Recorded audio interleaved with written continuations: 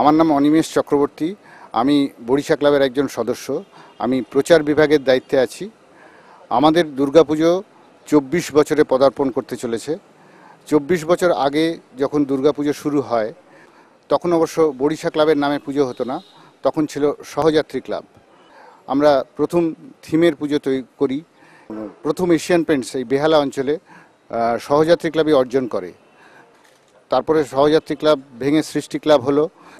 আবার 2006 সালে সৃষ্টি এবং সহযাত্রী একসাথে মিলে গিয়ে বড়িশা ক্লাব তৈরি হলো। আমরা এবছর প্রখ্যাত শিল্পী সনাতন দিনদার হাতে আমাদের পুজোর দায়িত্ব তুলে দিয়েছি। আমাদের এবছরের যে চিন্তাভাবনার ওপর দাঁড়িয়ে আমরা পুজো করছি সেটা হচ্ছে শ্রদ্ধা। শ্রদ্ধা মানে প্রকৃতির দৈবিক শক্তির প্রতি আমরা শ্রদ্ধা নিবেদন করছি। প্রকৃতিতে দুটো সত্তা, নারী এবং পুরুষ। নারী এবং পুরুষের মিলনে সৃষ্টির ধারা এগিয়ে চলে। সেই সৃষ্টির ধারাকে দেখাবার জন্যে আমরা শিবলিঙ্গ, যেটা আমাদের একটা আদিম স্থাপত্য বলা যায়, সেই আদিম স্থাপত্যকে মণ্ডপের আকারে এখানে তুলে ধরেছি।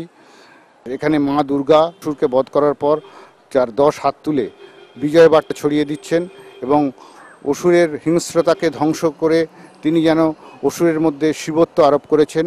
সেই জন্যে অসুর হাসি মুখে দুর্গার মতো একজন শক্তিধারী মহিলাকে কাঁধে বহন করছেন।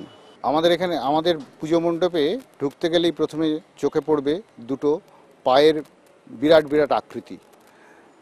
একটি পুরুষের পা, একটি নারীর। এখানে পুরুষ এবং নারীর পায়ের মধ্যে দিয়ে অর্ধনারীশ্বরের কথা বলা হয়েছে। এছাড়া আমাদের পুজো মণ্ডপের গায়ে দেখা যাচ্ছে অসংখ্য চোখ। এই চোখগুলো আসলে ওই সৃষ্টিরই একটি অঙ্গের বহিঃপ্রকাশ। সেখানে সেই অঙ্গ থেকে যেখান থেকে মানুষের উৎপত্তি হয় সেই জিনিসটাকেই শিল্পী তুলে ধরেছেন।